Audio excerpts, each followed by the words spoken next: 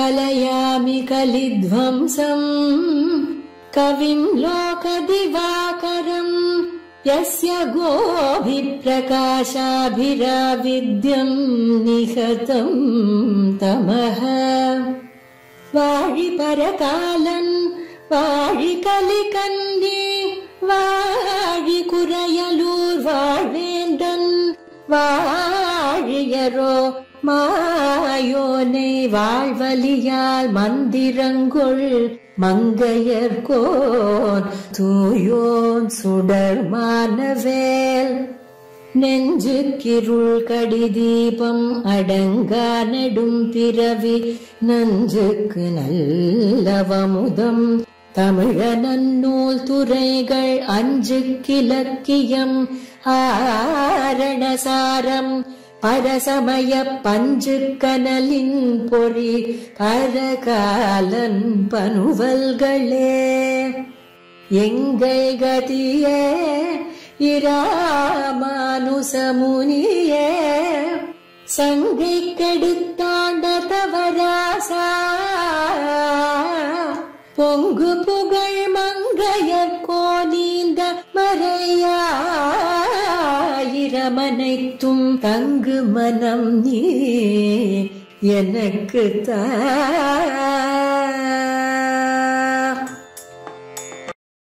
श्रीशैलेश दयापात्रं दीभक्त्यादि गुणार्णवं यतीन्द्र प्रवणं वन्दे रम्य जामातरं मुनिं रम्य जामात्र योगीन्द्र पादरेखामयं सदा तदायत्तात्म सत्तादिं रामानुज मुनिं भजे.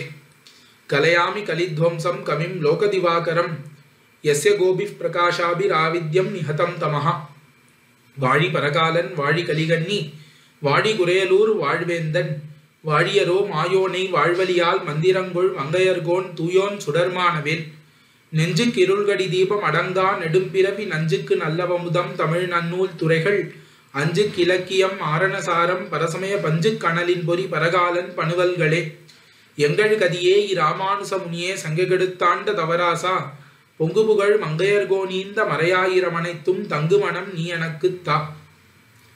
ஸ்ரீமத் பரமஹம்சேத்யாதி யதிகிரி யதிராஜ ஜீயர் சுவாமியினுடைய நிர்ஹேதுக கிருபா கட்டாட்சத்தினாலே தினந்தோறும் நம்முடைய அனுபவத்திற்கு அருளி செயல் விஷயமாகிறது.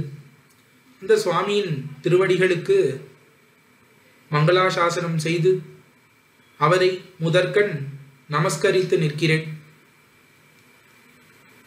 பெரிய திருமொழி என்கிற திவ்ய பிரபந்தத்தின் அனுபவம் இந்த திவ்ய பிரபந்த தாரை மூலமாக இப்பொழுது நாம் செய்து கொண்டு வருகிறோம். அந்த அனுபவத்திலே 5ஆம் பத்திலே 6ஆம் திருமொழி இன்றைய அனுபவத்திற்கு விஷயமாகிறது. கைமான மழகளிருன்னு ஆரம்பிக்கக்கூடிய திருமொழி. இது எந்த திவ்யதேசத்தை பத்தினதுன்னு பார்த்தா திருவரங்கம் பெரிய கோயில் முதலான திவ்யதேசம். அதை குறித்து மங்களாசாசனமாக அமைந்திருக்கக்கூடிய ஒரு திருமொழி. திருமங்கையாழ்வார் தாம் ஒவ்வொரு திவ்யதேசங்களுக்கும் நிறைய பாசுரங்களை அருளி செய்து வந்திருக்கிறார். அதுல முக்கியமாக திருக்கண்ணபுரம் திருநறையூர் என்கிற இந்த 2 திவ்யதேசங்களுக்கும் 100 பாசுரங்கள், அதாவது 10 திருமொழிகளை சமர்ப்பித்துள்ளார். அதற்கு சரி பாதியாக 5 திருமொழிகளை திருவரங்கம் பெரிய கோவிலுக்கு திருமங்கையாழ்வார் சமர்ப்பித்துள்ளார்.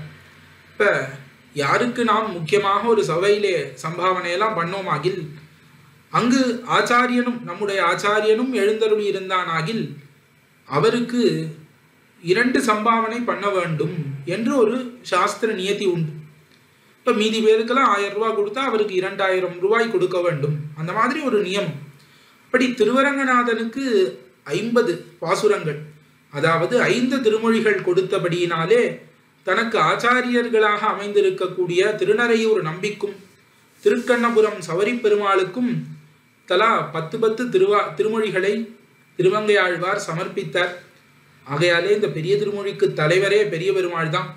அதிலும் நடுவான 5ஆம் பத்திலே நடுவாக இருக்கக்கூடிய திருமொழி இது.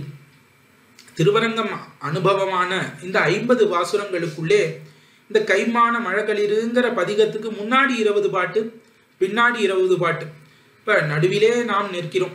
இப்ப காவிரிக்கு நடுவிலே இருக்கக்கூடிய எம்பெருமானை, திருமொழிக்கு நடுவிலே இருக்கக்கூடிய இந்த திருமொழியினாலே நாம் அனுபவிக்க இருக்கிறோம் இன்று.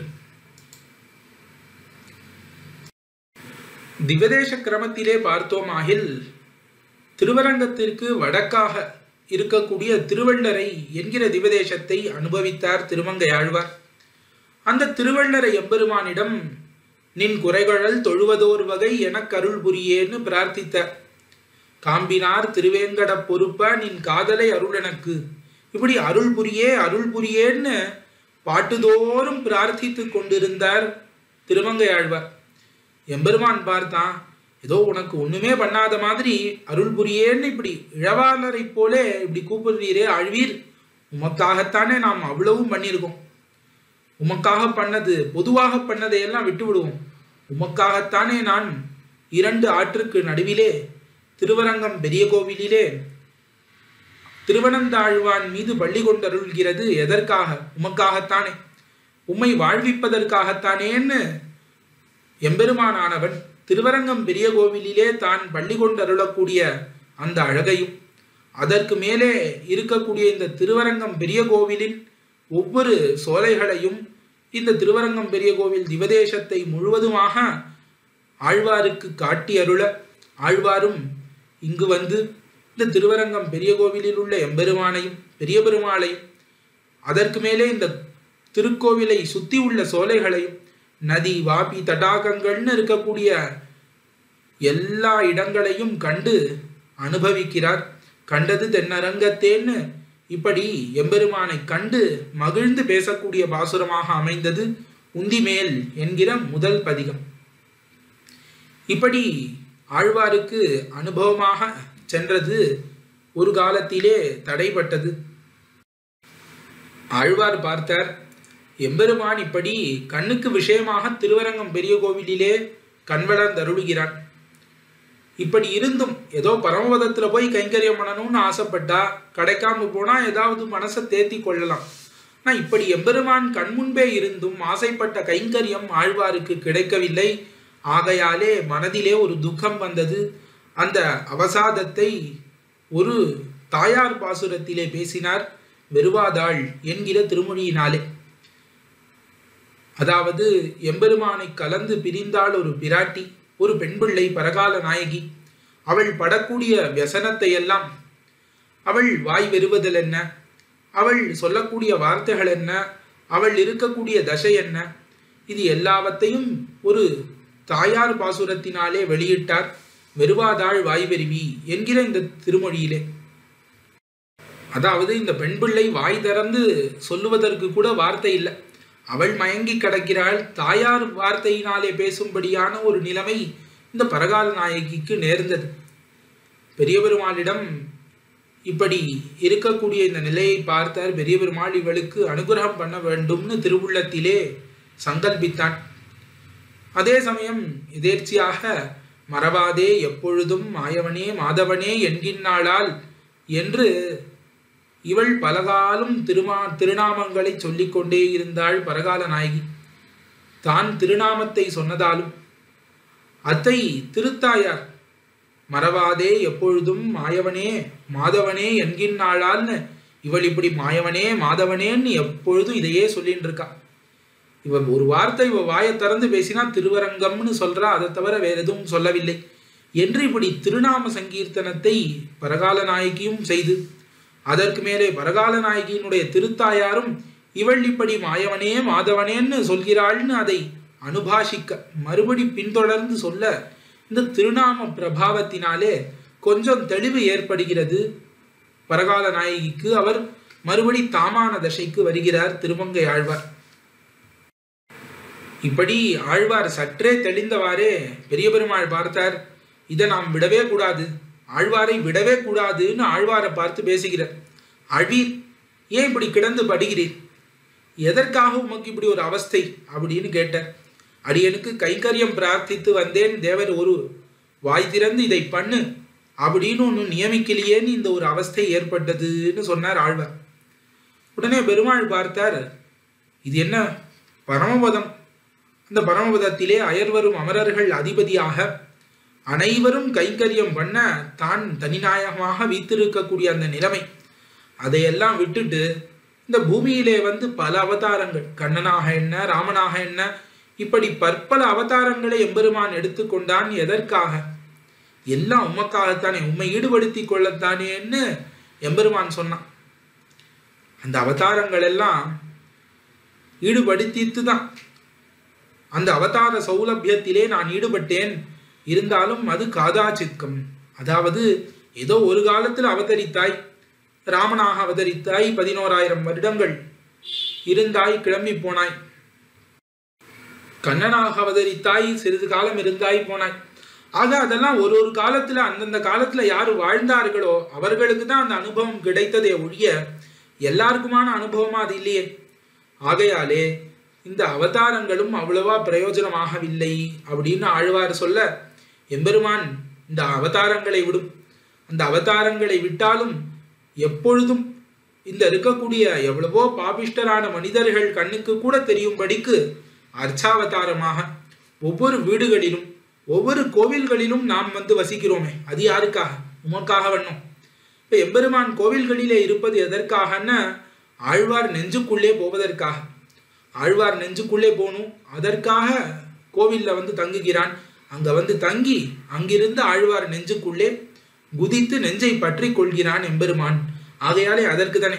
சரி, பொதுவா கோவிலே வேண்டாம், திருவரங்கம் பெரிய கோவிலிலே விசேஷித்து 2 ஆற்றங்கரைக்கு நடுவிலே எல்லாரும் கண்டு அனுபவிக்கலாம் படிக்கு ஒரு நீலரத்னம் திருவனந்தாழ்வான் மேலே சாய்ந்தார் போலே பெரிய பெருமாள் பள்ளி கொண்டருள்கிறாரே, இது யாருக்காக? உமக்காக வண்ணம்.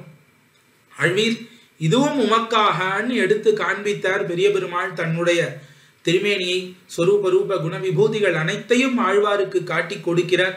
தன்னுடைய அவதார சௌலபியத்தையும், என்ன அர்ச்சாவதார சௌலபியத்தை, அதற்கு மேலே திருமேனி அழகை எல்லாத்தையும் காட்டி கொடுக்க ஆழ்வார் அதை கண்டு சந்தோஷமாக அனுபவிக்கக்கூடிய பாசுரமாக இந்த பதிகம் அமைந்திருக்கிறது.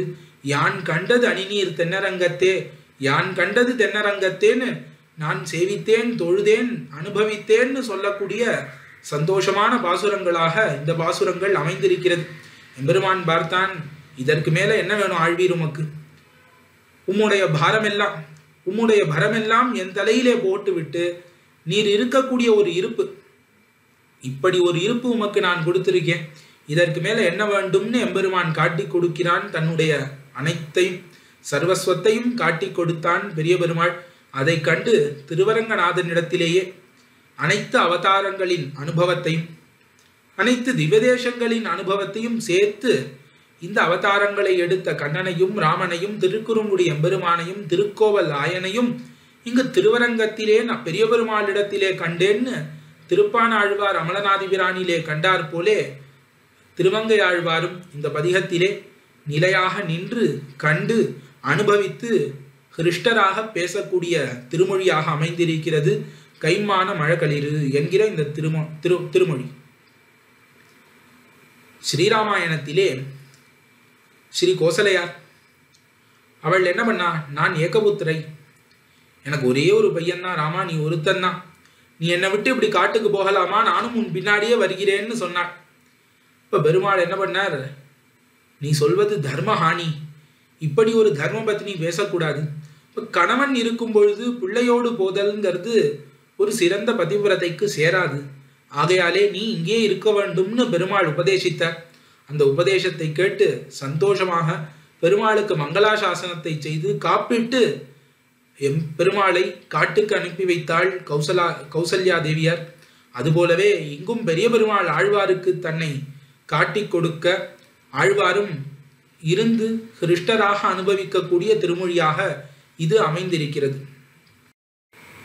இதிலே முதல் பாசுரம், கைமான மழகலித்தை கடல் கிடந்த கருமணியை மைமான மரதகத்தை மறையுரைத்த திருமாலை எம்மானை எனக்கென்னும் இனியானை பணிகாத்த வம்மானை யான் கண்டது அணிநீர் தென்னரங்கத்தேன்னு அனுபவிக்கிறார். திருமங்கை ஆழ்வாருக்கு பெருமாள் எவ்வளவோ காட்டி கொடுத்தார். அவதாரங்கள் என்ன, திருப்பார்கடலிலே கிடந்தது என்ன, அதற்கு மேலே திருவுலகளந்து அருளினது என்ன, இந்த பூமியை மொத்தமும் தன் வயிற்றிலே வைத்து ரட்சித்தது என்ன, இன்னும் பற்பல திவதேசங்களிலே எழுந்தருளி இருப்பது என்ன, முதலாக அனைத்தையும் காட்டி கொடுத்தார் பெரிய பெருமாள். இருந்தும் திருமங்கை ஆழ்வார் முதல்ல அனுபவித்தது என்னன்னா, கைம்மான மழகளிரைங்கிற இந்த பெரிய பெருமாள் அந்த ஆதிசேஷன் மேலே பள்ளி கொண்டருளக்கூடிய அழகு, அதை முதலிலே வர்ணிக்கிறார் திருமங்கை ஆழ்வார். கைம்மான மழகளிருன்னு ஆரம்பிக்கிறார். கைம்மான மழகளித்தை யான் கண்டது அணிநீர் தென்னரங்கத்தே, கடற்கிடந்த கருமணியை யான் கண்டது அணிநீர் தென்னரங்கத்தே, மைமான மரதகத்தை யான் கண்டது அணிநீர் தென்னரங்கத்தே, மறையுரைத்த திருமாலை யான் கண்டது அணிநீர் தென்னரங்கத்தே, இப்படியே எம்மானை எனக்கென்னும் இனியானை பணிகாத்த வம்மானை யான் கண்டது அணிநீர் தென்னரங்கத்தேன்னு இப்படி எம்பெருமானை ஒவ்வொரு வார்த்தையாக அனுபவிக்கிறார் திருமங்கை ஆழ்வார். அதுல முதல் விசேஷனம் கைம்மான மழகளிரு. களிருன்னா ஒரு யானை. மழகளிரு என்றால் இளம் பருவத்தை உடைய ஒரு யானை. பருவத்தாலே இளசாக இருப்பதொரு யானை, நல்ல கம்பீரமாக இருக்கக்கூடிய ஒரு வயசு. அந்த வயது உள்ள யானை கைம்மான மழகளிரு. கை தனக்கு இருக்கக்கூடிய துதிக்கை பெரிதாக இருக்கக்கூடிய அழகான ஒரு யானையானது படுத்து கொண்டு கிடந்தால், கையையும் காலையும் விரித்து கொண்டு படுத்து கொண்டு கிடந்தால் எவ்வளவு அழகாக இருக்குமோ பார்ப்பதற்கு, அப்படி அழகாக பள்ளி கொண்டருளக்கூடியவன் எம்பெருமான். என் ஆனாய் நீ என்னை காக்க வேண்டும்னு இந்த திருவரங்கனையே ஆணையாக அருளி செய்வர்கள் ஆழ்வார்கள். குடபால மதையானாய்னு இவர் தாமும் திருமங்கை ஆழ்வார் தாமும் அருளி செய்ய இருக்கிறார். ஆக எம்பெருமானுக்கும் ஆணைக்கும் எப்பொழுதுமே சாமியம் உண்டு. எம்பெருமான் நடையை பார்த்தால் ஆணை நடந்து வருவது போல ரொம்ப அழகா இருக்கும், பார்த்துட்டே இருக்கலாம். யானை நடக்கிறத பார்த்துட்டே இருக்கலாம், கண்கொட்டாமல் பார்த்தாலும் மனசு சலிக்கவே சலிக்காது. அந்த மாதிரி பெரிய பெருமாள் நடந்து வருவதும் பார்த்துட்டே இருக்கலாம் போல இருக்கும். ஒரு யானையானது பள்ளி கொண்டருள்ளுமா போலே பள்ளி கொள்ளக்கூடியவர் பெரிய பெருமாள்னு அந்த பெரிய பெருமாளின் வடிவழகை முதலிலே அனுபவிக்கிறார். பெருமாள் திருமொழியிலே ஆனையில் கிடந்த கிடக்கை அப்படின்னு குலசேகர பெருமாள் தாமும் தேவகி வாயிலாக அனுபவிக்கிறார். கண்ணன் தொட்டிலே ஒரு ஆணை படுத்து கொண்டு இருந்தார் போலே குட்டி யானை படுத்துட்டா எவ்வளவு அழகா இருக்கும். குட்டி யானையை பார்ப்பதற்கே அழகா இருக்கும். இப்ப வெறும் கண்ணால அது விளையாடுறது ஓடுறது ஆடுறதெல்லாம் பார்க்கலாம். இப்ப காவேரியில காலம்புற யானையெல்லாம் குளிக்கும் பொழுது பார்த்தால் அந்த ஜலத்திலே அந்த யானை படுத்துட்டு இருந்தா பார்க்க அவ்வளவு அழகா இருக்கும். அப்படி தான் கையையும் காலையும் விரித்து கொண்டு ஒரு குழந்தை யானை போலே தொட்டிலே பள்ளி கொண்டிருக்கக்கூடிய அந்த கண்ணனை நான் பார்க்கவில்லையேன்னு தேவகி புலம்புவது போல குலசேகர ஆழ்வார் புலம்புகிறார். ஆனையின் கிடந்த கிடக்கைன்னு அவரும் அனுபவிக்கிறார். பராசர பட்டர் தாமும் இந்த வாசுரத்தை அனுசரித்து ஜலதிமிவ நிபீதம் நீரதேனாத்ரிமப்தௌ நிஹிதமிவ சயானம் குஞ்சரம் வாத்ரி குஞ்சே என்று அனுபவித்தார் தம்முடைய ஸ்ரீரங்க ராஜஸ்தவத்திலே. ஒரு மலை தாழ்வரைகளிலே குஞ்சரம் ஒரு யானை படுத்து கிடந்தார் போலே படுத்து கிடக்கிறான், பள்ளி கொண்டருள்கிறான் பெரிய பெருமாள்னு பராசர பட்டர் தாமும் தன்னுடைய ஸ்ரீரங்க ராஜஸ்தவத்திலே அனுபவித்தார். ஒரு யானை படுத்து கொண்டிருந்தார் போலே அவன் பள்ளி கொண்டருளக்கூடிய அந்த வடிவழகு இருக்கே, அதிலே முதலிலே ஈடுபட்டார் திருமங்கை ஆழ்வார். அதை வர்ணித்தார் கைம்மான மழகளிரை மழகளித்தைன்னு ஆரம்பித்து கடல் கிடந்த கருமணியை. அவதாரங்கள் எல்லாத்துக்கும் ஆதி என்ன? திருப்பார்கடல். திருப்பார்கடல் தான் அவதாரங்களுக்கு கிழங்குன்னு சொல்லுவார்கள், வேர். திருப்பார்கடலிலே இருந்துதான் எல்லா அவதாரங்களையும் பண்ணுகிறான். பெரிய பெருமாளே திருப்பார்கடல்ல தானே தோன்றினர். ஆகையாலே அந்த திருப்பார்கடலிலே பள்ளி கொண்டருளின அந்த அழகு ஞாபகம் வந்துடுத்து திருமங்கை ஆழ்வாருக்கு. உடனே அதை அனுபவிக்கிறார். கடல் கிடந்த கருமணியை. இப்ப நெத்தி பாழாக இருந்தால், பாழும் நெத்தியாக இருந்தால் பார்க்க நன்னா இருக்காது. அது பாழ் போகும்படிக்கு அதிலே ஒரு திலகம் இட வேண்டும்.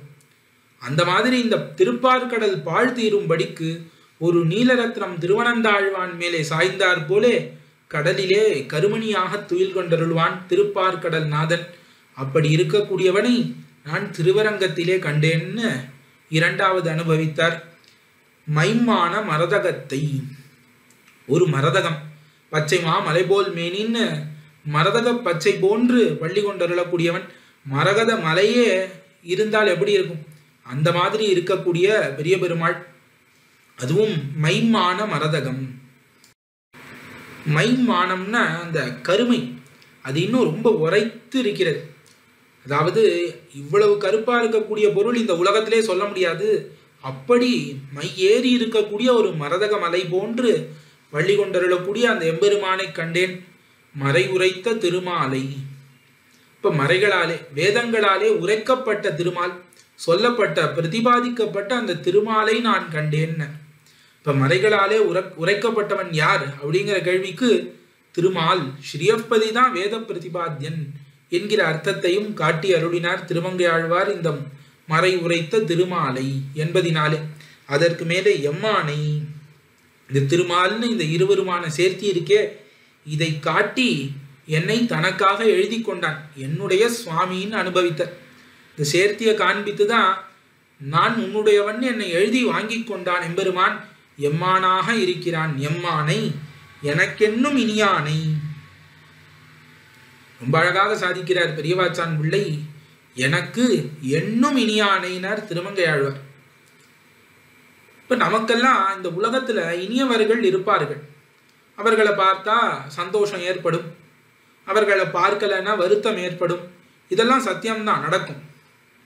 ஆனா எவ்வளவுதான் நமக்கு இனியவர்களாக இருந்தாலும் நாம் நொந்து போய் உட்கார்ந்து இருக்கக்கூடிய ஒரு தசையில அவளும் அதற்கு ஏட்டிக்கு போட்டியா ஏதாவது பண்ணான்னு, அப்ப அவர்கள் எவ்வளவு இனியவர்களாக இருந்தாலும் அவர்கள் மீது நமக்கு கோபம்தான் வருமே தவிர அவர்களை பார்த்த உடனே சந்தோஷம் வராது. அந்த மாதிரி பெரிய பெருமாள் கிடையாது. ஏதேனும் நொந்த தசையிலும் தன்னை அனுசந்தித்தால் எனக்கு இனியனாய் இருக்கும் அவனைன்னு சாதித்தார். எவ்வளவு நொந்த தசையாக இருந்தால் கூட அப்பொழுது எம்பெருமான மனதால நினைத்தால் போரும். ஆழ்வார் நினைத்தாராகில் ஆழ்வாருக்கு இனியனாக இருப்பான். எல்லாருக்கும் கிடையாது, நமக்கு அப்படி இல்லையேன்னா நம்ம அவ்வளவு பாக்கியம் அல்ல. எனக்கென்னும் இனியானை, ஆழ்வாருக்கு அப்படி உண்டு. ஆழ்வார்களுக்கு நினைக்க நினைக்க ஆறாவமுதமாக இருப்பான் பெரிய பெருமாள். எனக்கென்னும் இனியானை பணிகாத்த வம்மானை. பனி என்று இவ்விடத்திலே மழையை கூறுகிறார். கல்மாரி, இந்திரன் பொழிந்த அந்த கல்மாரியை, மலையை எடுத்து காத்த அந்த அம்மானை யான் கண்டது அணிநீர் தென்னரங்கத்தே. இப்ப அழகான காவிரியை உடைய, அழகான நீரை உடைய, தென்திசைக்கு திலதமாக இருக்கக்கூடிய இந்த திருவரங்கத்திலே நான் கண்டேன்னு அனுபவித்தார் திருமங்கை ஆழ்வார். அதாவது ஒரு காலத்துல மழை பெஞ்சது, இந்திரன் 7 நாள் விடாம மழை பொழிந்தான். அப்ப கண்ணனெம்பெருமான் ஒரு கையாலே கோவர்தன மலையை தூக்கி இந்த பசுக்களையும் ஆயர்களையும் ரட்சித்தான். எம்பெருமான் திருப்பார்கடலிலே அனந்தாழ்வான் மீது, திருவனந்தாழ்வான் மீது பள்ளி கொண்டருள்கிறான் என்பதையெல்லாம் யாரோ சொல்லி கேட்டிருக்கோம், பார்த்ததில்லை. இதெல்லாம் ஏதோ சொல்லி கேட்டதுண்டு. ஆனா அந்த இழவெல்லாம் தீரும்படிக்கு நாம் இப்பொழுது இது எல்லாத்தையும் சேர்த்து பண்ணின அந்த பெரிய பெருமாளை திருவரங்கத்திலே என் கண்ணாலே கண்டேன்னு அனுபவித்து மகிழ்கிறார் ஆழ்வார் இந்த பாசுரத்தினாலே. 2ஆம் பாட்டு.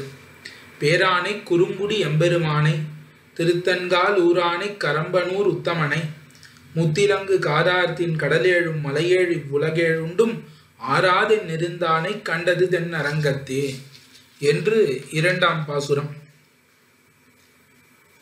திருமங்கை ஆழ்வார் பெரிய பெருமாளிடத்திலே சென்று எனக்கு பெருவீடு தந்தருள வேண்டும்னு பிரார்த்திக்கிறார்.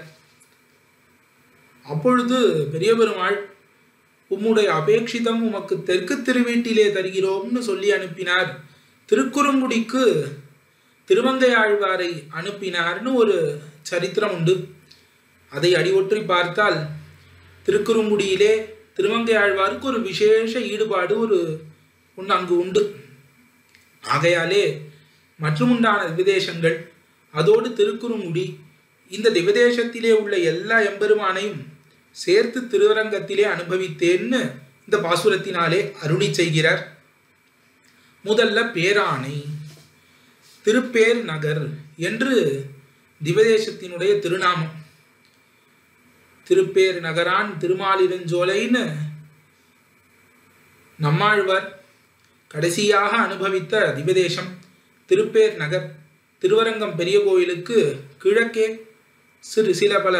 சில மைல் தொலைவிலே அமைந்துள்ள காவேரி கரையிலே உள்ள திவ்யதேசம். ஆற்றங்கரையிலே கிடக்கக்கூடியவன் கோவில். அப்படியே காவிரியின் கரையிலே தான் இருக்கும் கோயில். கோவிலினுடைய ஒரு புறம் பிரதட்சணத்துல போனாலே காவிரி ஓடும். அப்படி காவிரி கடையிலே அழகாக கிடக்கக்கூடிய திருக்கோலம் அப்பகுடத்தான்னு இன்னைக்கு எல்லாராலும் அழைக்கப்படக்கூடிய எம்பெருமான் திருப்பேர் நகரான். அந்த பேராணை இப்ப எல்லாருக்கும் போக்கியமாக, அனைவருக்கும் போக்கியமாக ஆத்தங்கரையிலே திருப்பேர் என்கிற திவதேசத்திலே வந்து பள்ளி கொண்டருளின எம்பெருமானை. அதற்கு மேலே பேரானை குறுங்குடி எம்பெருமானை. இப்ப எல்லா ஊர்லயும் பேரான்னர், குறுங்குடின்னு சொன்ன உடனே குறுங்குடி எம்பெருமான்கிற அந்த குறுங்குடியிலே, திருக்குறுங்குடிங்கிற திவதேசத்திலே ஆழ்வாருக்கு இருக்கக்கூடிய விசேஷ அபிமானம் அங்கு நமக்கு தெரிகிறது. ஆக குறுங்குடி எம்பெருமான், திருக்குறுங்குடியிலே வந்து எனக்கு சுவாமியாக இருக்கக்கூடியவனை, குறுங்குடி எம்பெருமானை. திருக்குறுங்குடின்னு தெற்கிலே இருக்கக்கூடிய ஒரு அழகான திவதேசம். கைசிக புராணம் அந்த சரித்திரம் நடந்த திவதேசம்.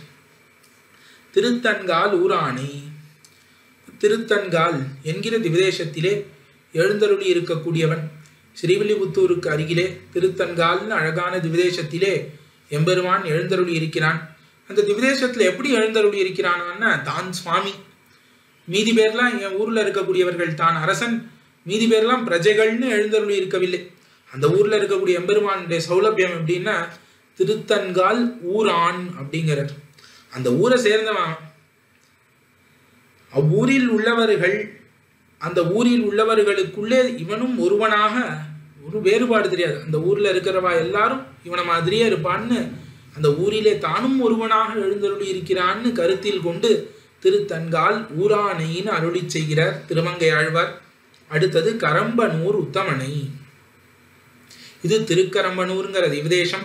இது திருவரங்கம் பெரிய கோவிலுக்கு வடக்கே, கொள்ளிடத்துக்கு வடகரையிலே இருக்கக்கூடிய ஒரு அழகான திவதேசம் திருக்கரம்பனூர். இங்கு புருஷோத்தம பெருமாள் பள்ளி கொண்டருளின அந்த திருக்கோலத்திலே சேவை சாதிக்கிறார்.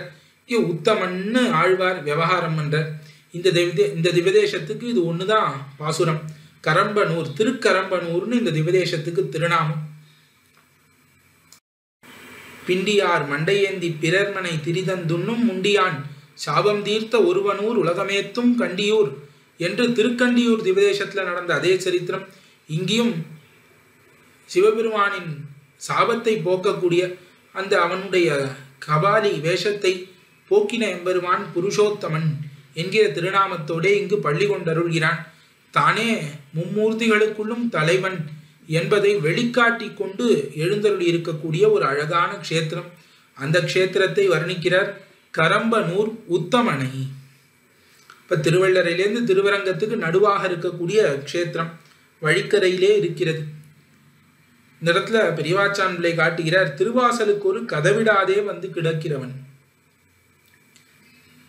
திருக்கரம்பனூர்ல எம்பெருமான் சர்வஸ்வதானம் பண்ணிட்டு இருக்கான். அவன் உத்தமன், ஓங்கி உலகளந்த உத்தமன் அப்படிங்கிற இடத்துல இந்த உத்தமன்கிற வார்த்தைக்கு என்ன அர்த்தம் பண்றான்னு, கொடுக்கக்கூடியவர்கள் பல வகை. அதுல தனக்கு ஒரு பிரயோஜனம் வேண்டி கொடுக்கக்கூடியவர்கள், இல்ல தாங்கள் கொடுப்பது ஒரு நன்மையை வேண்டி கொடுக்கக்கூடியவர்கள், இந்த மாதிரி பல வகை இருக்கிறார்கள். இருந்தாலும் தன்னையே கொடுக்கக்கூடியவன் ஒருத்தர் வரவர்களுக்கு தன்னுடைய செல்வத்தை மட்டும் இல்லாமல் தன்னையே கொடுக்கக்கூடியவன். அப்படி கொடுத்தாலும் ஒண்ணுமே கொடுத்திலோங்கிற எண்ணத்தோட கொடுக்கக்கூடியவன் அவன் உத்தமன் ஆகிறான். அப்படி திருக்கரம்பனூர்ங்கிற திவ்யக்ஷேத்திரத்திலே புருஷோத்தமனாக, அனைவருக்கும் தலைவனாக, மும்மூர்த்திகளுக்குள்ளே முதல்வனாக எழுந்தருளி இருக்கக்கூடிய அந்த புருஷோத்தமன் எம்பெருமான், அவனையும் இவ்விடத்திலே கண்டேன் அருளி செய்கிறார் கரம்பனூர் உத்தமனை. முத்திலங்கு காரார்த்தின் கடலேழும் மலையேழு புலகேழுண்டும் ஆராதென் இருந்தானே. எம்பெருமான் முன்பொரு காலத்துல என்ன பண்ணானா, முத்திலங்கு காரார்த்தின் கடல், முத்து, நிறைய முத்துக்கள் ஒளிவிடக்கூடிய கருப்பான கடல், கருமை மிக்க கடல், தின்கடல், நல்ல தின்னிதாக இருக்கக்கூடிய அந்த கடல்கள், கடல்கள் 7 என்ன, சப்த லோகங்கள் என்ன, அதற்கு மேலே மலைகள் 7, சப்தகுல பர்வதங்கள் என்ன, எல்லாத்தையும் மொத்தமாக மலையேழ் இவ்வுலகேழுண்டும் எல்லாத்தையும் தன் வயிற்றிலே வைத்து ரட்சித்தான். எல்லாத்தையும் வாயில போட்டு உண்டான். எல்லாத்தையும் அமுது செய்த பிறகு வயர் ரொம்பித்தான்னு கேட்டா ரொம்பலே. அப்பொழுது இன்னும் போராத போது இப்பதான் கொஞ்சம் சாப்பிட ஆரம்பித்தார் போல இருந்தது எம்பெருமானுக்கு. ஏன்னு பார்த்தால் அவனுடைய அந்த ரக்ஷ்ய வர்க்கத்தின் மீது அவன் காட்டக்கூடிய அந்த ரக்ஷணம், இப்படி சப்த லோகங்கள், சப்த சாகரங்கள், சப்த பர்வதங்கள் எல்லாத்தையும் வயிற்றிலே வைத்து ரட்சித்தால் கூட இவாளுக்கு நாம் என்ன பண்ணிட்டோம், நாம் இன்னும் ரட்சிக்கவே இல்லையே, இன்னும் நிறைய ரட்சிக்கணும்னு அந்த ஆசை இன்னும் வளர்ந்துட்டே இருக்கு எம்பெருமான்ட்ட. இதனால யான் கண்டது அப்படின்னு சொல்கிறாரே ஆழ்வார், தென்னரங்கத்தேன்னு சொல்லக்கூடிய இந்த தென்னரங்கத்திலே எம்பெருமானை பார்க்கிறார் ஆழ்வார். இப்போ ஒருத்தரை நாம பார்க்க போறோம், அவன் நமக்கு நிறைய உபகாரம் செய்திருந்தான்னா, அவன் நமக்கு நிறைய செஞ்சுட்டு இருக்கா, நாம் இவாளுக்கு என்ன பண்றதுன்னு தெரியலையேன்னு ஒரு மனசுல எண்ணம் இருந்துட்டே இருக்கும். அதே எம்பெருமான்கிட்ட போகணும்னா அந்த எண்ணமே இருக்க வேண்டாம். அவன் நிறைய செஞ்சிருக்கான், இருந்தாலும் அவன் மனதிலே எப்படி நினைத்து கொண்டிருக்கிறான், ஒண்ணுமே செய்திலும் இவாளுக்கு எதுவுமே செய்யலே, நாம் எதுவுமே செய்யலேன்னு நினைத்து கொண்டிருக்கிறான் எம்பெருமான். ஆகையாலே அந்த எம்பெருமான்கிட்ட நாம் பிரத்யுபகாரம் இட வேண்டாதபடி அந்த குறையே கிடையாது. நாம் நேரா சென்று ஆசிரியிக்கலாம்படிக்கு வள்ளி கொண்டருளக்கூடிய எம்பெருமானை நான் திருவரங்கத்திலே கண்டேன், தென்னரங்கத்திலே கண்டேன், யான் கண்டது தென்னரங்கத்தேன்னு அனுபவித்தார் இரண்டாம் பாசுரத்தினாலே. மூன்றாம் பாசுரம். ஏனாகி உலகிடந்தங் இருநிலனும் பெருவிசும்பும் தானாய பெருமானை தன்னடியார் மனத்தென்னும் தேனாகி அமுதாகி திகழ்ந்தானை மகிழ்ந்தொருகால் ஆனாய நானானை கண்டது தென்னரங்கத்தேன்னு அழகான பாசுரம். இங்கு வராகாவதாரத்தை முதலிலே அனுபவிக்க தொடங்குகிறார். ஏனாகி உலகிடந்து, இப்ப பிரளயம் கொண்ட பூமியை ஏனத்தின் உருவாகி ஒரு மகாவராக உருவை எடுத்துக்கொண்டு இந்த உலகை இடந்தெடுத்து காத்து அருளினான் எம்பெருமான். அப்படி காத்தவனை அன்று என்னைக்கு பூமியை பிரளயம் விழுங்கினான்னு இதை பண்ணான். இருநிலனும் பெருவிசும்பும் தானாய பெருமானை, இப்ப பெரிய இந்த பூமியும் அதற்கு மேலே பெரிய விசும்பாகிற ஆகாசமும் எல்லாம் தான் என்கிற சொல்லுக்குள்ளே அடங்கும்படி இருக்கக்கூடியவன் தானாய பெருமான்.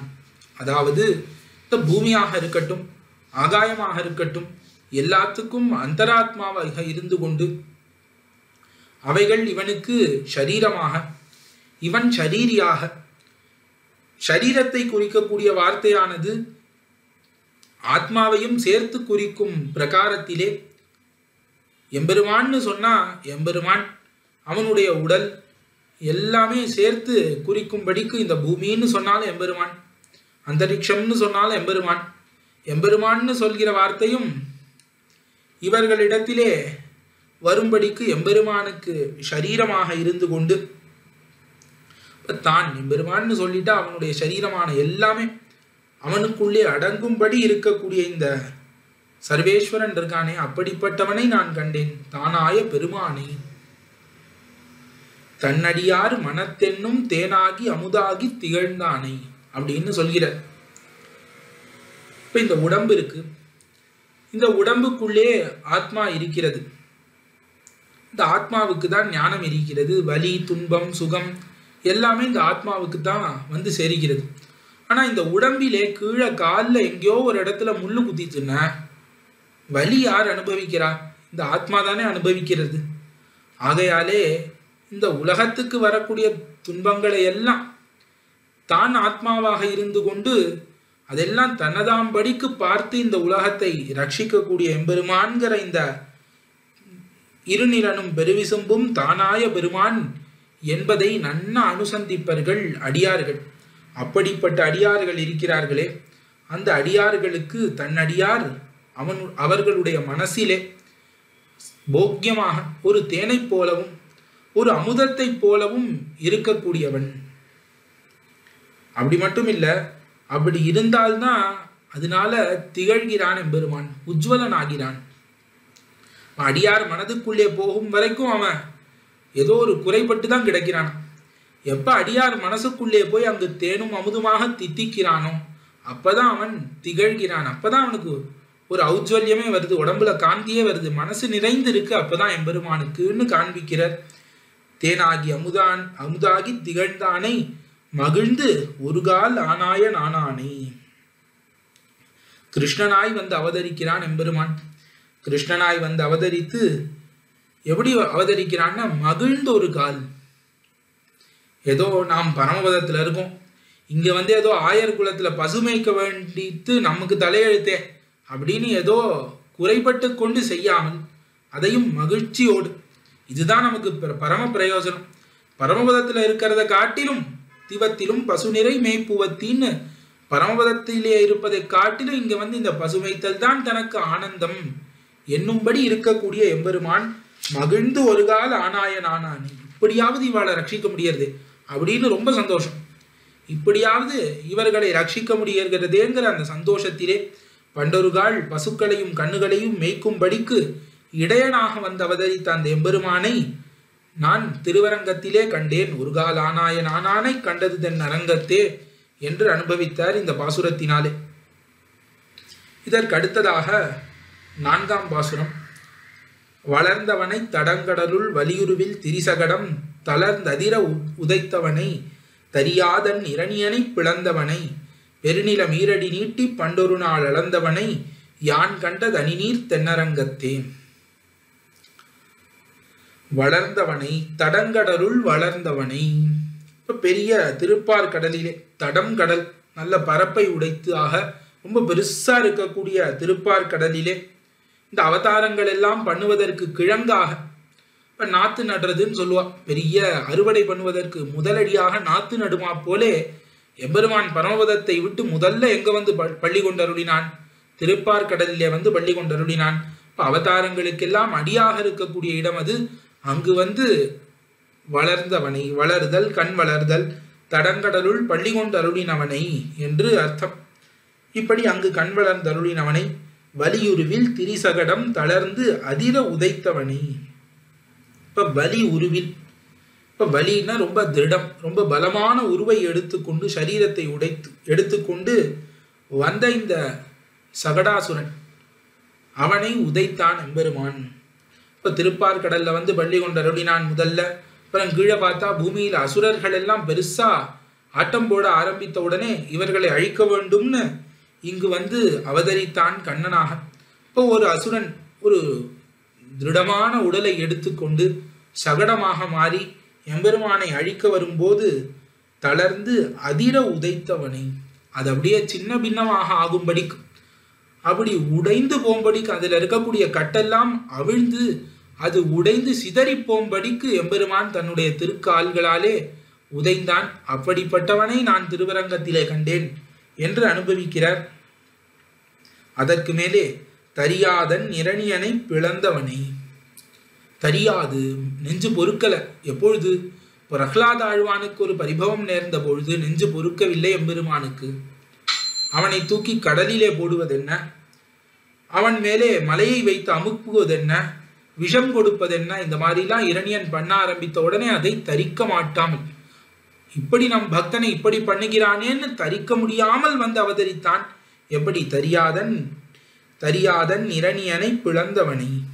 இரணியனுடைய மார்பை பிளந்த நரசிம்மாவதார மூர்த்தியை நான் கண்டேன்னு அனுபவிக்கிறார். அதற்கு மேலே பெருநில மீரடி நீட்டி பண்டொரு நாள் அளந்தவனை. இப்ப வாமனனாக வந்து சிறிய காலை காட்டி பெரிய காலாலே இந்த உலகம் முழுவதையும் அளந்து கொண்டவனை, திருவடிகளை நீட்டி 2 அடியிலே இந்த உலகத்தை அளந்தவனை யான் கண்டது அணிநீர் தென்னரங்கத்தே. அழகான ஜலப்பிரவாகத்தை உடைய திருக்காவேரி சூழ்ந்த திருவரங்கம் திருப்பதியிலே நான் கண்டு அனுபவித்தேன் என்று பிரீத்தராக அருளி செய்கிறார் இந்த 4ஆம் பாசுரத்தினாலே. மேல 5ஆம் பாட்டு. நீரழலாய் நடுநிலனாய் நின்னானை அன்னரக்க 100 அழலால் உண்டானை கண்டார்பின் காணாமே பேரழலாய் பெருவிசும்பாய் பின்மறையோர் மந்திரத்தின் 6 அழலால் உண்டானை கண்டது தென் அரங்கத்தே. நீர் அழலாய் நெடுநிலனாய் நின்னானை. நீராய் அழலாய் நெடுநிலனாய் நின்னானைன்னு பொருள். அதாவது பஞ்சபூதங்களிலே நீர், அதற்கு மேலே அழல்னு சொல்லப்படக்கூடிய நெருப்பு, நெடுநிலன் என்கிற இந்த பூமி, இந்த 3 மட்டும்தான் இங்கு ஆழ்வார் கூறியிருக்கிறார். இது என்ன சாந்தோக்கிய உபனிஷத்திலே சிருஷ்டியை வர்ணிக்கக்கூடிய பிரகரணங்களிலே இந்த மூன்றை கூறி இதிலே திரிவித்கரணம் என்று இந்த மூன்றும் ஒன்றோடு ஒன்று கலந்து அதற்கு மேலே சிருஷ்டி நடந்ததாக கூறப்படுகிறது சாந்தோக்கிய உபனிஷத்திலே. அதை அனுசரித்து இந்த மூன்றை பிரதானமாக கூறியிருக்கிறார். இந்த மூன்றை கூறியிருந்தாலும் உபலட்சணத்தையா பஞ்சபூதங்களையும் எடுத்துக்கொண்டு அதுக்கு மேலே பஞ்சீகரண பிரக்கிரியினாலே சிருஷ்டியை செய்து பகுஸ்யாம் என்று தன்னுடைய உருவத்தை தன்னுடைய உடம்பையே இந்த சிருஷ்டியாக செய்த எம்பெருமானை நீரழலாய் நெடுநிலனாய் நின்னானே. இப்ப இந்த உடம்பை சொல்லக்கூடிய வார்த்தை தன்னை சொல்லும்படிக்கு இருக்கக்கூடிய எம்பெருமான் என்று இதற்கு தாத்பரியம். நீரழலாய் நெடுநிலனாய் நின்னானை அன்னரக்க நூறழலால் உண்டானை கண்டார் பின் காணாமே. கண்டார் பின் காணாமே அன்று அரக்கனூர் அழலால் உண்டானை. லங்கை இருக்கிறது. இங்கு அரக்கன்கிறதுனால ராவணன் கருதப்படுகிறான். ராவணனுடைய நகரான லங்கை. இந்த லங்கையை முன்னாடி பார்த்தவர்கள் ஆச்சரியப்படாதவர்களே கிடையாது. இப்ப திருவடி பார்க்கிறார், அப்படி ஒரு லங்கையினுடைய கட்டு, இந்த மாதிரி ஒரு சொர்க்கமே பூமியில இறங்கி வந்துடுத்தோன்னு யோசிக்கும்படிக்கு ஒரு அழகிய கட்டுக்களை உடைய லங்கை. அவ்வளவு போகங்கள், அவ்வளவு போகஸ்தானங்கள், போகோபகரணங்கள் எல்லாம் சமிருத்தமாக இருக்கக்கூடிய லங்கை. இதையெல்லாம் போய் பார்க்கிறார்கள். இதையெல்லாம் இன்னைக்கு பார்த்தவர்கள் நாளைக்கு போய் பார்த்தா ஸ்மசானம் போன்று இருந்தா எப்படி இருக்கும்? சீதா பிராட்டியார் சபிக்கிறாள், சித்தா தூமா குலபதா கிருத்ர மண்டல சங்குலா அச்சிரேன து லங்கேயம் ஸ்மசான சதிருஷி பவேத் அப்படின்னு. மிக விரைவிலே இந்த லங்கையானது ஸ்மசானத்துக்கு ஒப்பாக ஆகும்னு பிராட்டி சபித்ததற்கு ஏத்தா மாதிரி முதல்ல கண்டவர்கள், லங்கையை கண்டவர்கள், முன்னாடி நாள் போய் யுத்தத்துக்கு முன்னாடி போய் பார்த்தவர்கள், லங்கை பெரிய அரண், பெரிய மதில்கள் என்ன, அதற்குள்ளே பிராகாரங்கள் என்ன, தோரண வாயில்கள் என்ன, கூட கோபுரங்கள் என்ன, அதில் இருக்கக்கூடிய படிக்கட்டுகள், விளையாடக்கூடிய இடம், இது எல்லாம் பார்த்தவர்கள் அடுத்த தடவை யுத்தத்துக்கு பின்னாடி போய் பார்த்தா அங்க எதுவுமே இல்லை. ஸ்மசானம் மாதிரி கண்டார் பின் காணாதபடியாக பெரிய நெருப்பாலே லங்கையை முழுக்க முடித்தவனை, அப்படி பெருமாளாக அவதரித்து ஸ்மசான சதுரசமாக ஆக்கி அக்னியாலே அந்த லங்கையை மொத்தமும் தகித்தவனை, தகனம் செய்தவனை என்று தாத்பரியம். அந்நரக்கனூர் அழலால் உண்டானை கண்டார் பின் காணாமே. அப்படி பின் அடையாளமே தெரியாது. இதுவா லங்கை? இப்படியா இருந்தது? முன்பு பார்த்த லங்கை எப்படி, இப்ப பார்க்கறது இது என்னது லங்கைன்னு பேர் சொல்றாரு, ஸ்மசான பூமி மாதிரி இருக்கேன்னு சொல்லும்படிக்கு எம்பெருமான் லங்கையை கணைகளாலே தாக்கி அழித்தான். அதற்கு மேலே பேரழலாய் பெருவிசும்பாய் பின்மறையோர் மந்திரத்தின் ஆரழலால் உண்டானை கண்டது தென்னரங்கத்தே. பேரழல், பேரழல் இங்க வடவாகினி சொல்லப்படுகிறது. கடலுக்கு நடுவிலே இருந்து கொண்டு அந்த கடல் பொங்காமல் மரியாதை குறையாமல் காப்பாற்றக்கூடிய அக்னி, வடவா அக்னி. அதற்கு மேலே பெருவிசும்பு, பெருவிசும்புன்னு வைகுந்தம். அந்த வைகுந்தமும் தானேவாக இருக்கிறான். அந்த இங்குத்தை மரியாதையை தப்பி அதற்கு மேலே போகிறவர்களுக்கு வைகுந்தமாகவும் பரம பிராபியமான வைகுந்தமாகவும் தானே இருக்கிறான். பேரழலாய் பெருவிசும்பாய் பின் மறையோர் மந்திரத்தின் ஆரழலால் உண்டானே. இந்த பெருவிசும்பாகிற பரமபதத்தை பெற வேண்டும்னு ஆசைப்பட்டு அதற்காக சாதனானுஷ்டானம் பண்ணக்கூடியவர்கள், அதனுடைய அங்கமாக மறையோர் மந்திரம்ங்கிறதுனால மறையோர் பண்ணக்கூடிய யாகங்கள் எல்லாம் கருதப்படுகிறது. அந்த யாகங்கள் எல்லாத்தையும் அவர்கள் பண்ணும் யாகத்தினுடைய மந்திரத்தினாலே சுத்தமான அந்த ஹவிசுக்கள், யாகத்திலே அவர்கள் சமர்ப்பிக்கக்கூடிய அந்த திரவியங்கள்லாம் இருக்கிறே, அந்த திரவியங்களை எல்லாம் தானே அக்னியாக இருந்து புஜிக்கக்கூடியவன். அகம் ஹி சர்வயஜானாம் போக்தான் எம்பெருமான் தானே கீதையிலே அருளி செய்கிறான். யார் எந்த யாகங்களை செய்தாலும் அந்த யாகத்தின் பலனை அடையக்கூடியவன் எம்பெருமான் தான் என்று எம்பெருமான் சொல்லும்படிக்கு பரமபதத்தை ஆசைப்பட்டு பலாபிசந்தி ரகிதமாக கர்மங்களை அனுஷ்டிக்கக்கூடியவர்கள் யாகத்திலே மந்திரங்களாலே சுத்தமான ஹவிசை கொடுப்பார்கள். அந்த ஹவிசை அக்னியாக இருந்து தானே ஸ்வீகரிக்கக்கூடியவனை நான் திருவரங்கத்திலே கண்டேன். ஆகையாலே பரமபதமாகவும் அந்த பரமபதத்தை பெருகைக்கு வழியாகவும் இருக்கக்கூடியவனை நான் திருவரங்கத்திலே கண்டேன்னு இந்த பாசுரத்தினாலே அனுபவித்தார்.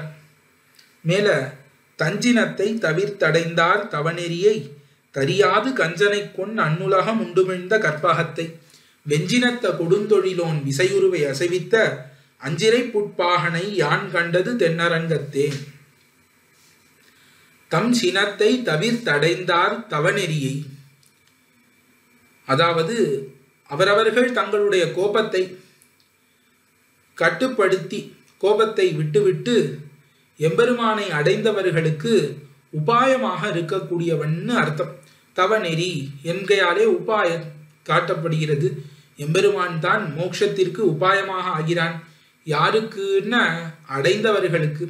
அடைதல்னா என்னன்னா தன்சினத்தை தவிர்த்து அடைதல். கோபப்படக்கூடாது. என்ன கோபப்படக்கூடாதுங்கிறதும் விசேஷித்து சொல்கிறார்கள். எம்பெருமான் கீதா சாஸ்திரத்தை உபதேசித்தான். தன்னுடைய வைபவங்களை எல்லாம் சொன்னான். பக்தி யோகத்தை எல்லாம் சொன்னான் அர்ஜுனனுக்கு. அப்படி சொல்லிக்கொண்டே இருக்கும் பொழுது அர்ஜுனனை பார்த்து சொல்கிறான், இதன் துதே குஹ்யதமம் பிரவக்ஷாமி அனசூயவே. அனசூயவேங்கிறான். அசூயான்னு என்ன? குணத்திலே தோஷம்னு ஒரு புத்தி பண்ணுதல். ஒருவனுக்கு நல்ல குணம் இருக்கு, அதை பார்த்து பொறாம கொண்டு அது கெட்டதுன்னு மனசுல நினைத்து அதை இகழ்தல், இதுதானே அசூயை. அது இல்லாதவன் அர்ஜுனன். ஆகையாலே அவனுக்கு சொன்னேன் அப்படிங்கிறான் கண்ணன். அதாவது அர்ஜுனனை பார்த்து சொல்கிறான், உன்ன மாதிரி ஒரு அதிகாரிய இந்த அர்த்தம், இந்த குஹ்யதமம்னு இது ரொம்ப ரகசியம், பரம ரகசியம். இதை கேட்பதற்கு உன்ன மாதிரி ஒரு அதிகாரியை நான் பார்த்ததில்லை அர்ஜுனா அப்படின்னா. அர்ஜுனனுக்கே புரியல, நான் அப்படி என்ன பண்ணேன்? நான் அப்படி ஒன்றும் பெரிய அதிகாரத்தை சம்பாதித்து கொள்ளவில்லையேன்னு பார்த்தான் அர்ஜுனன். இப்ப கண்ணன் பெருமான் சொல்கிறான் அனசூயவே. பெருமாள் தன்னுடைய மகாத்மியம் இன்னபடிப்பட்டது, தான் இப்படிப்பட்டவன் அப்படிப்பட்டவன், தன்னை அடைவதற்கு பக்தி தான் உபாயம் என்பதையெல்லாம் சொல்லிக் கொண்டு வரும்பொழுது, பகவத் வைபவத்தை சொல்லிக் கொண்டு வரும்பொழுது அதை பார்த்து கோபப்படாம இருக்கே, இது தகும், இது சரிதான், பகவானுக்கு இவ்வளவு வைபவமும் ஒக்கும், அவனுக்கு எல்லா வைபவமும் சேரும்னு அவன் மனசுல தோன்றதே, அதுவே பெரிய அதிகாரம் தான். எல்லாருக்கும் அப்படி தோணிடாது. இதெல்லாம் கேட்டா இதெல்லாம் நடக்குமா? ஏதோ சொல்றா, அதெல்லாம் பழங்காலத்து கதை பேசுறா, அப்படின்லாம் அவங்க நடக்காதே அப்படின்னு அதுல நம்பிக்கையற்று இருக்கக்கூடியவர்களை காட்டிலும் எம்பெருமான் என்ன சொன்னாலும் அந்த வைபவம் அவனுக்கு தகும் என்று முழு நம்பிக்கையோடு இருக்கக்கூடிய நீ, எம்பெருமானினுடைய குணங்கள் தோஷம், அதுவிலே தோஷத்துவ புத்தி பண்ணாமல் அதை அப்படியே தகும்னு இருக்கக்கூடிய நீ தான் இதுக்கு அதிகாரி என்று எம்பெருமான் சொன்னார் போலே இங்கும் ஆழ்வார் அதை காட்டுகிறார். எம்பெருமானை அடைவதற்கு என்ன வேண்டும் அப்படின்னா துவேஷம் இல்லாமல் இருந்தா போதும். எம்பெருமான் உள்ளே வர்றதுக்கு காத்துன்னு இருக்கான், நம்முடைய நெஞ்சுக்குள்ளே புகுற. இப்ப நாம் என்ன பண்ணணும்னா போய் அழைக்க வேண்டாம், வாசல்ல போய் அவனை அழைத்து கொண்டு வர வேண்டாம். உள்ள வரக்கூடியவனை வெள்ள போன்னு சொல்லாம இருந்தா போதும். எம்பெருமானிடத்திலே துவேஷம் காட்டாமல் இருந்தால் போதும். அதை காட்டுகிறார் தஞ்சினத்தை தவிர்த்து. எம்பெருமான் மீது நாம் வைத்துக் கொண்டிருக்கக்கூடிய அந்த துவேஷத்தை, எம்பெருமான் உள்ளே வர விடாமல் நாம் தடுக்கக்கூடிய அந்த கோபத்தை தவிர்த்து இந்திரியங்களை அடக்கி எம்பெருமான் திருவடிகளிலே நாம் சமர்ப்பித்தோமாகில், அவன் திருவடிகளை பத்தினோமாகில் அவன் அவர்களுக்கு உபாயமாக இருப்பான். தானே மோட்சத்தை ஏற்படுத்தி கொடுப்பான். தானே தன்னை அடைவதற்கு உபாயமாக இருக்கக்கூடியவன், தவநெறியாக இருக்கக்கூடியவன். தஞ்சினத்தை தவிர்த்தடைந்தார் தவநெறியை. அதற்கு மேலே தரியாது கஞ்சனை கொன்னு அன்னுலகம் உண்டுமிழ்ந்த கற்பகத்தை. தரியாது கஞ்சனை கொன்னு. அப்பொழுது எம்பெருமான் அடைந்தவர்களிடத்திலே உபாயம் பூதனாக இருக்கிறான். அதே எம்பெருமானை துவேஷிக்கக்கூடியவர்களிடத்துல எப்படி இருக்கான்னு பார்த்தால், கம்சனானவன் என்ன பண்ணான்? ஸ்ரீ வசுதேவரையும் தேவகி பிராட்டியையும் நலிந்தான். உடனே அதை தரிக்க மாட்டாமல் கஞ்சனை கொன்னான் எம்பெருமான். கம்சனை கொன்னு விட்டான். இனி அரை க்ஷணம் இவனை விடக்கூடாது அப்படின்னு உடனே அந்த கம்சனை கொன்னான் ஆயிற்று. அப்ப துவேஷம் இல்லாமல் அடைந்தவர்களுக்கு மோட்சத்தை தரக்கூடிய உபாயமாக ஆகிறான். துவேஷத்தோடு வருபவர்களை அழிக்கக்கூடிய பகைவனாக ஆகிறான் எம்பெருமான். கஞ்சனை கொன்னு அன்னுலகம் உண்டுமிழ்ந்த கற்பகத்தை. இந்த உலகம் என்ன பண்ணித்து? இதுக்கு துவேஷமும் பண்ண தெரியாது, என்னை எம்பெருமான போய் அடையவும் தெரியாது. அப்படி இருக்கக்கூடிய இந்த உலகத்தை பிரளய காலம் வந்தவாறே தன் வயிற்றிலே வைத்து ரட்சித்து அதற்கு மேலே உண்டு உமிழ்ந்து அதை வெளியே விட்டு இனிமே வயிற்றில் வைத்துக் கொள்ளக்கூடாது, இது வெள்ள புண்ணிய பாபானுகுணமாக இருக்கட்டும்னு வெள்ள உமிழ்ந்து இப்படிதான் நாம் இதற்கு உபகாரம் பண்ணியிருக்கோம்னு மனசுல படாம இருக்கக்கூடிய கற்பக மரம் போலே இருக்கக்கூடியவன். கற்பகத்தை அன்னுலகம் உண்டுமிழ்ந்த கற்பகத்தை பரம உதாரன் எம்பெருமான். வெம்சினத்த கொடுந்தொழிலோன் விசை உருவை அசைவித்த.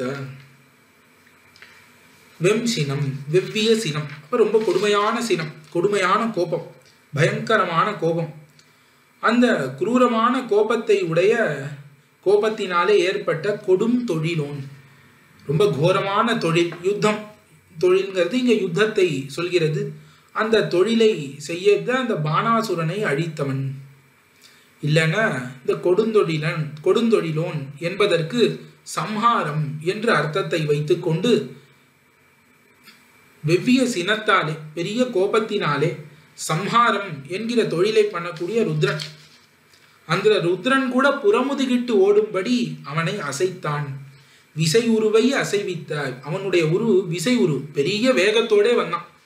அந்த வேகத்தோடே வந்து அவனுடைய உருவத்தை அசைவித்தான் ஆயித்து எம்பெருமான். எல்லாம் முதுகு காட்டி ஓடும்படிக்கு அந்த ரிஷப வாகனான ருத்ரன் முதுகு காட்டி ஓடும்படிக்கு அந்த பானாசுர யுத்தத்திலே அவனை அசைவித்த எம்பெருமான் என்று இதற்கு தாற்பயம். ஆகையாலே அந்த பானாசுர யுத்தத்திலே இந்த பாணனுக்கு துணையாக சம்ஹார மூர்த்தியாக வந்த அந்த ருத்ரனையும் அந்த ருத்ரனை துணையாக கொண்டு அத்தாலே செருக்கி இருக்கக்கூடிய அந்த பானாசுரனையும் ஓட வைத்தவன்.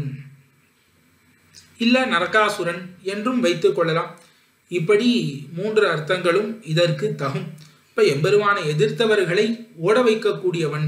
இப்படிப்பட்ட எம்பெருமானை நான் கண்டது அணிநீர் தென்னரங்கத்தே என்று இதிலே அனுபவிக்கிறார் ஆழ்வார்.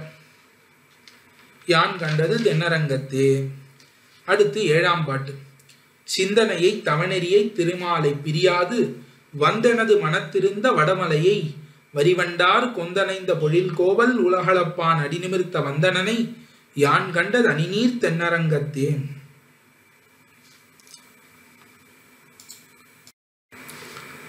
சிந்தனையை இப்ப ஆழ்வாருக்கு சிந்தனையாக இருக்கக்கூடியவன் அர்த்தம்.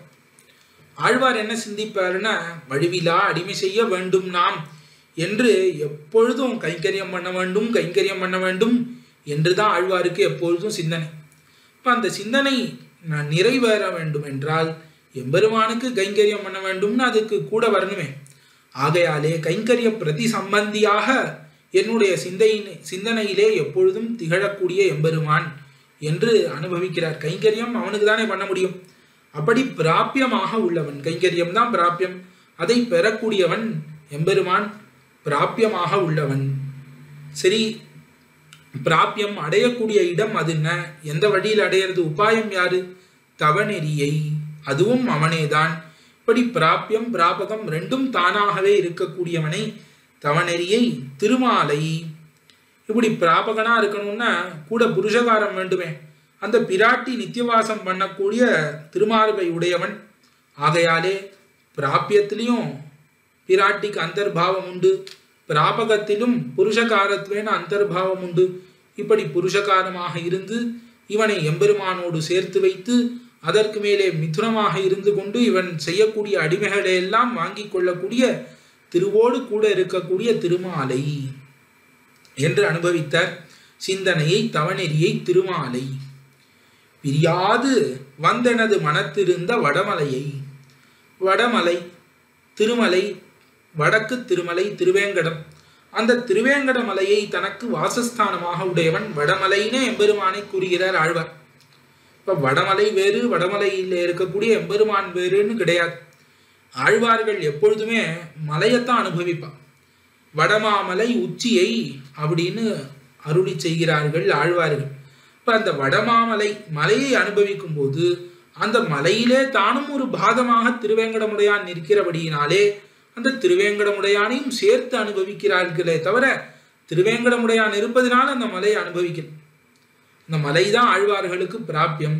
இப்ப வடமலையாகவே எம்பெருமான் இருக்கான். வடமலையை வாசஸ்தானமாக உடையவன் எம்பெருமான் என்ன பண்ணினானா, பிரியாது வந்தெனது மனத்திருந்த வடமலையை, அந்த திருவேங்கடத்திலே தான் இருந்தாலும் ஆழ்வார் நெஞ்சிலே நாம் இல்லையாகில் ஆழ்வாருக்கு இந்த மாதிரியான அவஸ்தைகள் எல்லாம் ஏற்படாது, ஆழ்வாருக்கு இந்த மாதிரியான தசைகள் பக்தி வளராது என்பதற்காக தான் திருமலையிலே இருந்தும் அங்கிருந்து ஓடி வந்து ஆழ்வார் நெஞ்சுக்குள்ளே புகுந்து, இனி நான் ஒரு காலம் பிரிய மாட்டேன், இனி நான் இந்த ஆழ்வார் நெஞ்சை விட்டு பிரியேன் பிரியேன்னு சொல்லிக்கொண்டு பிரியாது தானே வந்து ஆழ்வார் மனதிலே எழுந்தருளி இருந்த அந்த திருவேங்கடமுடையானை நான் இங்கு கண்டேன்னு அனுபவிக்கிறார். அப்படி பிரியாது வந்தெனது மனத்திருந்த வடமலையை வரி வண்டார் கொந்தனைந்த பொழில் கோவல் உலகளப்பான் அடிநிமிர்த்த வந்தனனை. வரி வண்டார் நல்ல நிறத்தை உடைய வண்டுகள், வரி வண்டு நல்ல நிறங்களை உடைய அந்த வண்டுகள் எல்லாம் படிந்திருக்கக்கூடிய பூங்கொத்துக்கள், நிறைய அங்கங்க புஷ்பங்கள் மலர்ந்திருக்கிறது. அந்த பூங்கொத்துக்களை உடைய சோலைகள், அந்த சோலைகள் எல்லாம் எப்பொழுதும் உடைய திருக்கோவலூர் என்கிற திவ்ய கஷேத்திரம். அந்த திவ்ய கஷேத்திரத்திலே திருவுலகளந்தருளினபடியை பிரகாசித்துக் கொண்டு எம்பெருமான் இருக்கிறான். கோவல் உலகளப்பான் அடிநிமிர்த்த அந்தனனி. உலகளப்பான், இந்த பான்னா அதற்காகன்னு அர்த்தம். உலகத்தை அளப்பதற்காக அடியை நிமிர்த்தான். இப்ப காலை தூக்கி கொண்டு, ஒரு திருவடியை தூக்கி கொண்டு நிற்கக்கூடிய அந்த எம்பெருமானை, எனக்கு சுவாமியாக இருக்கக்கூடிய அந்த எம்பெருமானை யான் கண்டது அணிநீர் தென்னரங்கத்தே, அவனை நான் திருவரங்கத்திலே கண்டு அனுபவித்தேன் என்று திருவேங்கடமுடையானையும் திருக்கோவல் ஆயனையும் திருவரங்கத்திலே கண்டு அனுபவித்தேன் ஆழ்வார் அருளி செய்கிறார் இந்த 7ஆம் பாசுரத்தினாலே. அடுத்து 8வது பாசுரம். துவரித்த உடையவர்க்கும் தூய்மையில்லா சமணர்க்கும் அவர்கட்கருளில்லா வருளானை தன்னடைந்த எமர்கட்கும் அடியேற்கும் எம்மார்க்கும் எம்மனைக்கும் அமரர்க்கும் பிரானாரை கண்டது தென் அரங்கத்தே. இப்ப பாஹ்ய குதிருஷ்டிகளுக்கு எம்பெருமான் எப்படி இருக்கிறான்னா அருள் இல்லாதவனாக இருக்கிறான் என்று அருளி செய்கிறார். துவரித்த உடையவர்க்கும், துவர்ண சிவப்பு காவி, துவரித்த அந்த காவி வஸ்திரங்களை தரித்து கொண்டிருக்கக்கூடிய பௌத்தர்கள், இப்ப புத்தருக்கும், அதற்கு மேலே தூய்மை இல்லா சமணர்க்கும். அப்ப சமணர்களுக்கு தூய்மை கிடையாது, ஏன்னா அவர்கள் வைதிகர் கிடையாது, வேதத்தை ஒத்துக்கொள்ளாதவர்கள். வேதத்தை ஒத்துக்கொள்ளாதபடியினாலே அவர்கள் தூய்மையற்று இருக்கிறார்கள். அப்படி தூய்மை இல்லாத அவனர்க்கும், இப்படி இருக்கக்கூடிய இவர்களுக்கு அவர்கட்கு அங்கு அருளில்லா அருளானை, இப்படி வேதோக்தமான மார்க்கம் செழித்து கிடக்க செய்து அதை விட்டு வேதத்தை ஒப்புக்கொள்ளாமல் இருக்கக்கூடிய இவர்களிடத்திலே அருள் இல்லாமல் இருக்கக்கூடிய அருளை உடையவன்கிறார் ஆழ்வார். அவர்களிடத்துல எம்பெருமான் பண்ணக்கூடிய அருள் என்னென்ன, அருள் இல்லாம இருக்கிறது தான். அருள் இல்லாம இருக்கக்கூடிய அருளை உடையவனாக எம்பெருமான் எழுந்தருளி இருக்கிறான் அவ்விடத்திலே. அதே சமயம் இந்த பக்கம் பார்த்தா தன்னடைந்த யமர்கட்கும் அடியேற்கும் எம்மார்க்கும் எம்மனைக்கும் அமரர்க்கும் பிரானாரை கண்டது தென் அரங்கத்தே. இப்ப ஆழ்வாரானவர் எம்பெருமானையே பத்தி இருக்கிறார். அப்படி எம்பெருமானை பத்தி இருக்கக்கூடிய ஆழ்வாரை பத்தி இருக்கக்கூடியவர் யமர் அப்படின்னா என்னுடையவர்னு அர்த்தம். இப்ப ஆழ்வாருடைய திருவடி சம்பந்தம் பெற்றவர்கள் நம் போன்ற ஸ்ரீ வைஷ்ணவர்கள், நமக்கும் ஆழ்வாரினுடைய திருவடி சம்பந்தம் உடையவர்களுக்கும் இப்ப வைஷ்ணவர்கள்னு அர்த்தம். வைஷ்ணவன் சொன்னாலே ஆழ்வாருடைய திருவடி சம்பந்தம் பெற்றவன் தான், இல்லைன்னா வைஷ்ணவன்கிற சொல்லுக்கே தகுதியற்றவன். அதற்கு மேலே அடியே இருக்கும் எனக்கும் ஆழ்வார் தான் தன்னையும் சொல்லிக் கொடுக்கிறார். எம்மார்க்கும் ஆழ்வார் எம்மனைக்கும், அதற்கு மேலே ஆழ்வாருக்கு தாய் தந்தைன்னு இருக்கக்கூடியவர்களுக்கும் அமரர்க்கும், அதற்கு மேல நித்தியசூரிகளுக்கும் ஒக்க தரம் வையாதே சேஷியாயிருக்கும் அவன் அப்படின்னு கூறுகிறார்கள். அமரர்க்கும் பிரானாரை, இப்ப இவர் நித்தியசூரி, இவருக்கு நான் சேஷியா இருப்பேன், அவர் ஆழ்வாரை அடைந்தவர், அவருக்கு நான் சேஷியா இருக்க மாட்டேன்னு இந்த தரம் பார்க்காமல் ஒக்க தன்னை அடைந்தவர்கள் எல்லாருக்கும் தான் சேஷியாக இருந்து கைங்கரியத்தை பெற்றுக்கொள்ளக்கூடியவனை யான் காண்டது தென் அரங்கத்தே என்று இந்த 8வது பாசுரத்தினாலே பாக்கிய குதிருஷ்டிகளுக்கு தான் அருளில்லாமல் இருக்கிறபடியையும் தன்னை அடைந்தவர்களுக்கு தான் சேஷியாக இருக்கிறபடியையும் எம்பெருமான் காட்டி கொடுக்க அத்தை திருவரங்கத்திலே பெரிய பெருமாளிடத்திலே கண்டு அனுபவித்தார் ஆழ்வார். அடுத்து 9ஆம் பாட்டு. பொய்வண்ணம் மனத்தகத்தி புலனைந்தும் செலவைத்து மெய்வண்ணம் நினைந்தவர்க்கு மெய்நின்ன வித்தகனை மைவண்ணம் கருமுகில் போல் திகழ்வண்ண மரதகத்தின் அவ்வண்ண வண்ணனை யான் கண்டது தென்னரங்கத்தே.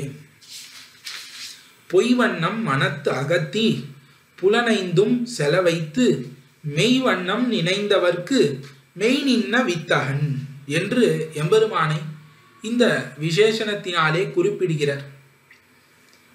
இதுல பொய்ன என்ன மெய்ன என்ன அப்படின்னு பார்க்க வேண்டும். அத்வைதிகள் பொய் என்றால் இல்லாத பொருள், மெய் என்றால் எப்பொழுதும் இருக்கக்கூடிய பொருள் என்று வேதங்களிலே வரக்கூடிய சத்திய சப்தம் அசத்திய சப்தத்துக்கெல்லாம் இவ்வாறாக அர்த்தம் பண்ணுகிறார்கள். சச்சத் எச்சா பவத்துங்கிறது வேதம். அதற்கு மேலே புராணங்கள்லையும் இன்னது பொய் இன்னது உண்மை, ஞானம் யதாசத்தியம் அசத்தியம் அந்நியத்து என்றெல்லாம் புராணங்களிலும் கூறப்பட்டிருக்கிறது. அப்படி இருக்கும் பொழுது பொய்ன என்ன மெய்ன என்ன என்பதனை எம்பெருமானார் ரொம்ப அழகாக காட்டி அருளுகிறார் இந்த ஆழ்வார் பாசுரத்தின் துணை கொண்டு.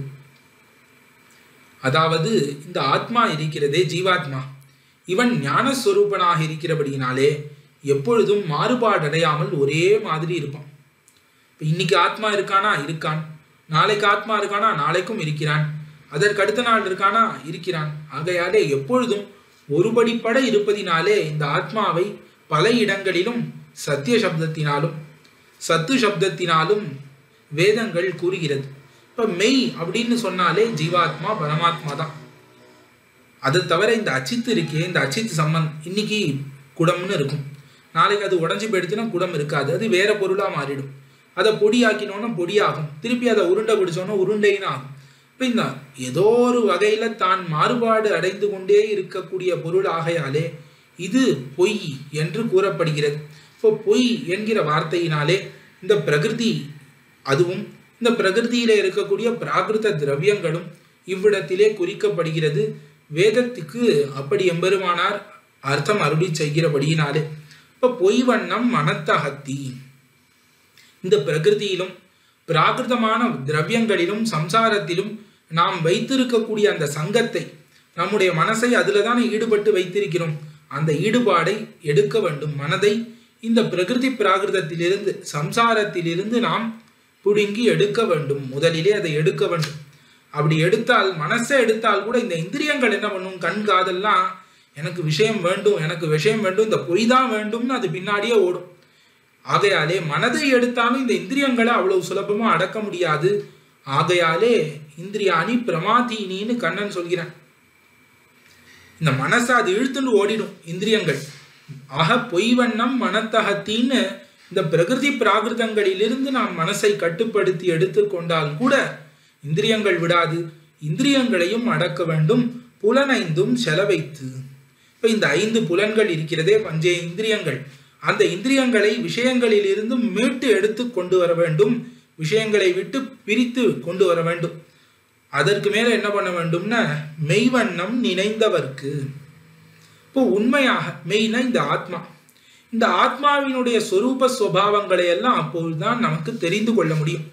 இப்ப இந்த ஆத்மா எப்ப இந்த சாட்சா்காரம் ஏற்படும்னு கண்ணன் சொல்கிறான்னு பார்த்தா, முதல்ல வைராக்கியம் பிறக்க வேண்டும். இந்த விஷயங்களில துளி கூட பற்று வாசனையோட அத்து போக வேண்டும். அப்புறம்தான் நமக்கு கொஞ்சம் ஞானம் வந்து ஆத்ம சாட்சா்காரமே ஏற்படும். ஆகையாலே இந்த பொய்வண்ணம் மனத்தகத்தி புலனைந்தும் செலவைத்து என்கிற இந்த நிலை ஏற்பட்டால்தான் மெய்வண்ணம் நினைக்க முடியும். இப்படி மெய்வண்ணம் நினைந்தால், மெய்வண்ணம்னா என்ன, இந்த ஆத்மா எப்படிப்பட்டவன்னு நினைக்க வேண்டும். இந்த ஆத்மா எம்பெருமானுக்கு சேஷபூதன் நினைக்க வேண்டும். இந்த ஆத்மா இந்த அச்சித்தை போன்று இல்லாமல் ஞானமுடையவன்னு நினைக்க வேண்டும். இப்ப இந்த ஆத்மா எம்பெருமானுக்கு சேஷபூதன்கிற ஞானம் எப்பொழுது ஏற்படுகிறதோ அப்பொழுது எம்பெருமான் மீது பக்தியை பண்ண வேண்டும். அப்படி பக்தியை பண்ணால் மெய்வண்ணம் நினைந்தவர்க்கு, இந்த ஆத்மாவினுடைய உள்ளபடியான அறிவை அடைந்து அதன் மூலமாக எம்பெருமானிடத்திலே பக்தி பண்ணக்கூடியவர்களுக்கு எம்பெருமானன் என்ன பண்ணுகிறானா, மெய் நின்ன வித்தகனை, இப்போ உண்மையாக நிற்கிறான். அதாவது தன்னுடைய சொரூப ரூப குண விபூதிகள் எல்லாத்தையும் உண்மையாக காட்டி கொடுக்கிறான் எம்பெருமான். அப்படி இருக்கக்கூடிய வித்தகன், வித்தகன்னா விஸ்மயனியன், ரொம்ப ஆச்சரியபூதன் அருளி செய்கிறார் ஆழ்வார் இவ்விடத்திலே. இதற்கு மேலே எம்பெருமான் மெய் நின்ன வித்தகனைன்னு சொன்னாரே, என்ன காட்டி கொடுத்தான்னா தன்னுடைய திருமேனியை காட்டி கொடுக்கிறான்ங்கிறத பின்னாடி காட்டுகிறார். மைவண்ணம் மைவண்ணம் மைவண்ண கருமுகில் போல் திகழ்வண்ண மரதகத்தின் அவ்வண்ண வண்ணனை. இப்போ ஒரு கருமுகில், கருப்பு மேகம், அது எப்படி இருக்குன்னா அஞ்சனம் பூசின மாதிரி. இப்போ மை வண்ணத்தில் இருக்கான். ஒரு மையை எடுத்து முழுவதாக பூசப்பட்ட ஒரு இருண்ட மேகம், அந்த மேகம் போலேன்னு சொல்லலாம். இல்லை இல்லை, அதுக்கு பளபளப்பு இருக்காது. ஆகையால் அந்த மேகம் போல இருக்கக்கூடிய ஒரு மரகத மலை, ஒரு மரகத பர்வதம் இருந்தால் மரகத மணியினாலே ஆக்கப்பட்ட பர்வதம், அப்படி அந்த வண்ணத்துக்கு ஓரளவு ஒப்பு சொல்லலாம்படி இருக்கக்கூடிய எம்பெருமானை, அவனுடைய திருமேனியை உடைய எம்பெருமானை, அப்படி ஒரு நிறத்தை உடைய எம்பெருமானை நான் திருவரங்கத்திலே கண்டேன்னு எம்பெருமானினுடைய வடிவழகிலே ஈடுபட்டு பேசுகிறார் இந்த பாசுரத்திலே ஆழ்வார். மேலே நிகமம் 10ஆம் பாட்டு.